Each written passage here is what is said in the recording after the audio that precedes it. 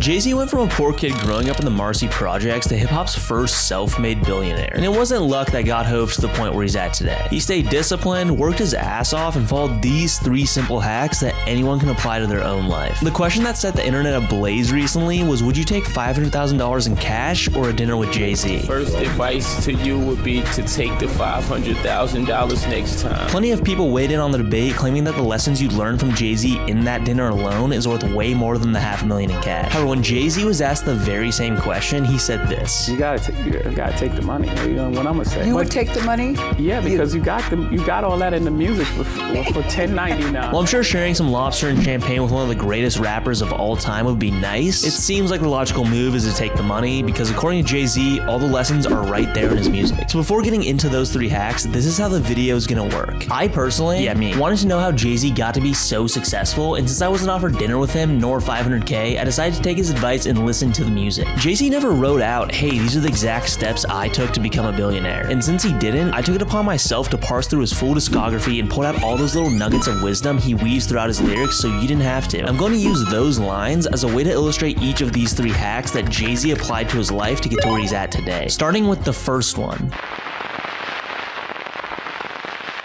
With rap, Jay-Z was able to make a living, but making a living isn't what got him to be a billionaire. Just as he raps on the evils from Reasonable Doubt. Granted, 9 to 5 is how you survive. I ain't trying to survive, I'm trying to live it to the limit and love it alive. Prior to dropping his debut album, Jay-Z wasn't signed to any major label. He tried to get a label to sign him, but no one wanted to. So since no one would sign him, Jay signed himself. Well, kind of. He decided to establish his own label, Rockefeller Records. His first release on Rockefeller Records was his debut album, Reasonable Doubt. This debut album reached 23 on the Hot 100 and sold 420,000 copies in its first year. After Reasonable Doubt's success, major labels came knocking back, including Def Jam, who approached Jay-Z wanting to sign him to a traditional deal. But Jay-Z told them, quote, I own the company I rap for. So rather than signing with Def Jam, he instead sold them his label Rockefeller Records for $1.5 million. Jay-Z understood, even at the beginning of his career, the importance of becoming a business rather than just a businessman. Any other rapper would have just signed that deal with Def Jam that was only rumored to be a couple $100,000. Instead of taking a mere couple $100,000, Jay was able to flip this almost tenfold into $1.5 million.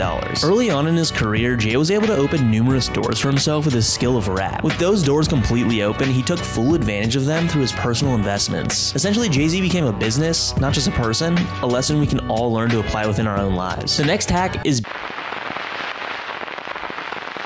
you had to have a skill that you're a master at. When you were a kid, just like when I was a kid, our whole lives were scheduled around school. From morning to evening, we're in a classroom learning and fine-tuning various skills. Today, Junior! So that when we're adults, hopefully we have some value to provide for society. And in return, we get rewarded with money. So first things first, what is that skill you're gonna use to get started? In Jay-Z's case, he had rap. Malcolm Gladwell, an author of sociology, popularized the 10,000-hour rule framework. The 1-hour rule is somewhat similar, but there's a key difference. The 1-hour rule focuses solely on consistency, while the 10,000-hour rule focuses on quantity. Both are important, but consistency more so. When you learned about the 10,000-hour rule, I bet you had the thought, okay, if I practice this skill for 10,000 hours, I'll become a master at it. But in actuality, rarely do we hear about the 10,000-hour rule and go on to stick with the skill for the full 10,000 hours, as we either get burned out or disinterested within the first 1,000. Instead, shift your mindset to focus on just 1 hour a day, hence the 1-hour rule. Consistency is key. 10,000 hours is a tall task, but 1 hour doesn't seem so bad. Seth Godin, a respected author, explains it like this. And so go spend 1 hour to get significantly better at the smallest thing you can imagine. And then you will realize 2 hours will get you even better at something else. Jay-Z has a line,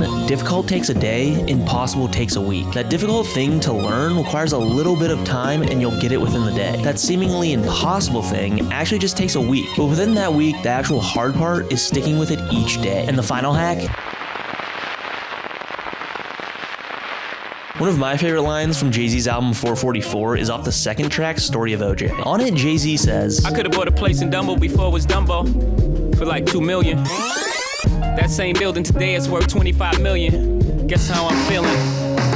Dumbo. Here is a regret of Jay-Z's, and I'm sure we've all been here. There was some opportunity we failed to capitalize on. What this looked like for me was when I was buying my first car and was torn between two options. One was a baby blue Mazda RX-7 for $1,500, and the other was a Honda Civic for $2,000. I couldn't decide. The Mazda was super cool with its flip-up headlights, sleek design, and crazy control when I was test driving it. But the Civic was the safer, more reliable option. After debating it in my head for a week, I finally decided I'm gonna get the Mazda. I called up the owner and told him I was ready to buy it, but then he told me he sold it yesterday. Dumbo. In Jay-Z's case, it's easy to rationalize him not buying the Dumbo property as throwing away $23 million since he didn't drop that $2 million as an investment. But hindsight's always 20/20. Jay-Z has a whole song titled Regret where he emphasizes the importance of living with it. So the important thing to note here is that in life, you have to live with regret. Regret can come in this way of a missed opportunity, but it can also come in the form of one other way. In 2014, there was a Swedish company called Aspiro that launched a music streaming service it believed could compete and ultimately beat out Spotify. The unique thing about this service was how it would be a platform owned by artists and paid musicians 3 times what they'd make through streams on Spotify. It was named Tidal. A year later, Jay-Z saw a huge opportunity with Tidal and decided to purchase it for $56.2 million. Fast forward to 2019, and Spotify still dominated the space along with Apple Music, and Tidal, well, they had already lost $44 million. Here we see the other side of regret. Making that investment and it doesn't pan out, but you live with it and you move forward. The important thing that Jay-Z has done throughout his life is take calculated risks. If you aren't willing to take any of the risks, you aren't willing to reap any of the rewards either. But with risks come regrets, and the important thing to learn is to live with those. Thanks for watching, and if you enjoyed this video, please throw us a subscribe and check out some of our other content.